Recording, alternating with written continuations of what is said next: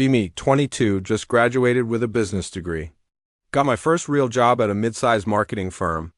Decent pay, decent hours, free coffee. Think I finally made it. First week goes smooth. Everyone seems normal. There is one girl at the office, call her Maya. She runs the whole social media department by herself. Seems competent, whatever. Second week, team meeting for a new campaign pitch. Everyone tosses around ideas. Mine gets praised by the manager. Maya pitched basically the same thing 30 seconds before me. Manager did not even blink, notice it but say nothing. Figure maybe her idea was just phrased worse. Tell myself it is not a big deal. Go home, eat cereal, play games. Next week, different meeting, same thing happens again. Tom from accounting repeats what Maya said word for word. Manager goes nuts for it. Maya just stares at her notebook. I see her jaw tighten. Start paying attention. This happens every single Thursday. It is almost clockwork. Some dude says what Maya said. Manager claps like a seal. Start to feel weird about it. Not sure what to call it yet. I am just an observer at this point. Mind your own business, Anon. One day Maya stays late. I am also there finishing a deck. She asks if I noticed what happens in meetings. I shrug and say, kind of. She laughs like she expected that. She tells me she has been tracking it. She has a spreadsheet. Dates, quotes, who got credit. 3 months of data. I am honestly impressed.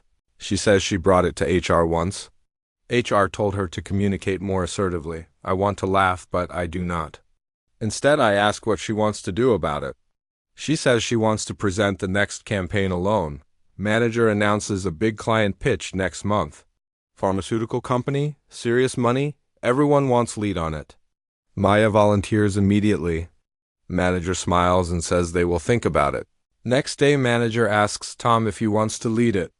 Tom has been there 4 months. Maya has been there 3 years. Tom says sure. Meeting adjourned. Maya does not say anything. I watch her face. Absolute controlled blankness. The kind you practice. I go up to the manager after, ask why Maya was not considered. He says Tom has strong leadership energy. I ask what that means exactly. He says Tom is just good with clients. I ask if Maya is not good with clients. He says she is a bit much sometimes. I nod and walk away. Go home, eat cereal again. Cannot stop thinking about it. I do not know why it bothers me this much. It is not my problem. Next day I talk to Tom. He is a good dude, not malicious. Tell him what I noticed. He goes quiet. Says he never thought about it like that. Then he says maybe Maya just needs to speak up more. I feel something in my chest go flat. Tell him she does speak up. He says, well, maybe more confidently. I ask him what confidence looks like. He says, like how we talk. I just stare at him. He looks away. The pitch day comes. Tom leads it. Uses 2 of Maya's concepts from an earlier draft. Client loves it. Everyone celebrates. Maya smiles and congratulates the team. I wonder how she does that. Week later, I am talking to my dad on the phone. Tell him about the office stuff. He says women are too emotional for leadership. I tell him Maya has a spreadsheet tracking 3 months of bias. He says, see, that is exactly what I mean. I hang up. Sit in my apartment. Think about that for a long time. The spreadsheet is not emotional. The spreadsheet is evidence. He saw the same fact I did and got a different answer.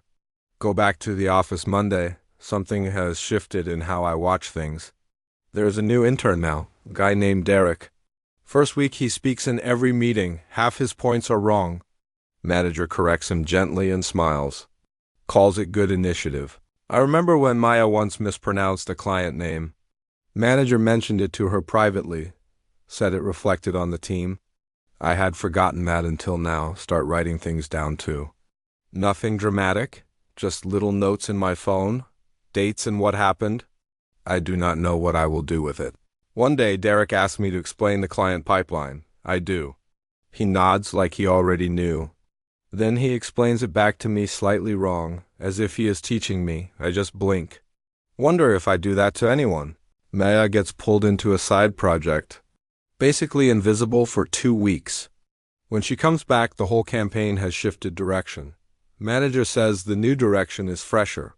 Maya looks at the board and says that is actually closer to her original pitch. Manager says great minds think alike and laughs. She smiles with just her mouth.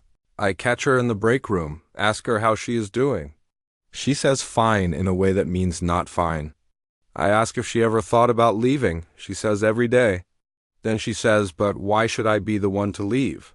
That lands on me like a brick. Why should she be the one to leave? She has the data, the experience, the ideas. But the path of least resistance is her walking out the door. And everyone would nod and say she was not quite the right fit. I do not have a good answer for her. I say something dumb about documentation. She already has the documentation. I feel useless. Start thinking about all the times I got easy credit. Not because I am brilliant, just because no one questioned whether I belonged. The room was already calibrated to hear me. I walked in already half believed. That is not the same as earning it. It is not the opposite of earning it either.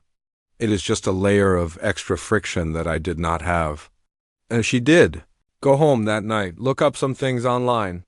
Fall down a rabbit hole. Some forums say this is all made up. Some say it is systemic. Most of the angry people have not watched one Thursday meeting in their life. I have watched 12. Come back to work the next day. Derek is already talking. Manager is nodding. Tom is adding to Derek's point. Maya has not spoken yet.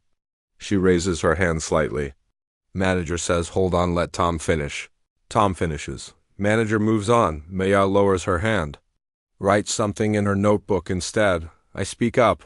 Say, actually, I think Maya had something to add. Everyone looks at me, then at her. Manager says, sure, go ahead. She says her thing. It is good. Everyone agrees it is good. Meeting continues. Maya looks at me after, does not say thank you, just nods once. I nod back. Later Derek asks me why I did that. I say because she had something worth hearing. He says she could have spoken up herself. I say she tried. He says I did not see that. I say I know. End of the month. Performance reviews. I get exceeds expectations. Maya gets meets expectations. Tom gets exceeds expectations. Derek gets a very promising newcomer note. Maya has brought in 2 of the top 3 clients this quarter. The review does not mention that. She puts in her resignation 2 weeks later. Manager seems genuinely surprised. Says she was such a valuable part of the team. I think about the Thursday meetings. The pronunciation correction. The spreadsheet nobody wanted to see.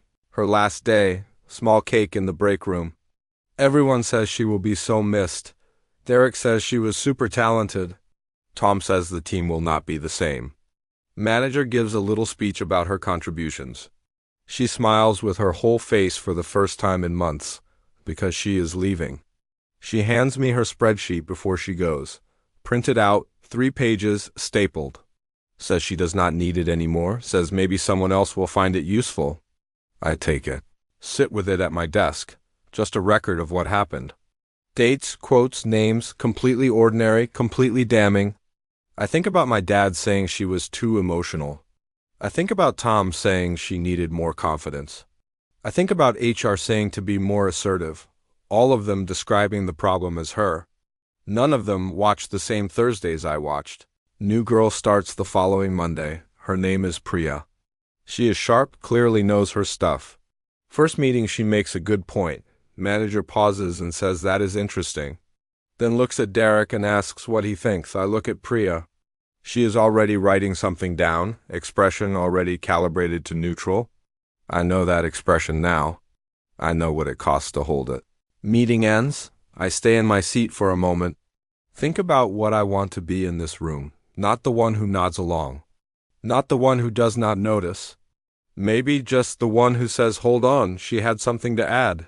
It is not much. It is probably not enough. But I am starting to understand the difference between a room that works for you and one you have to fight just to be heard in. Be me, 22, just starting to pay attention.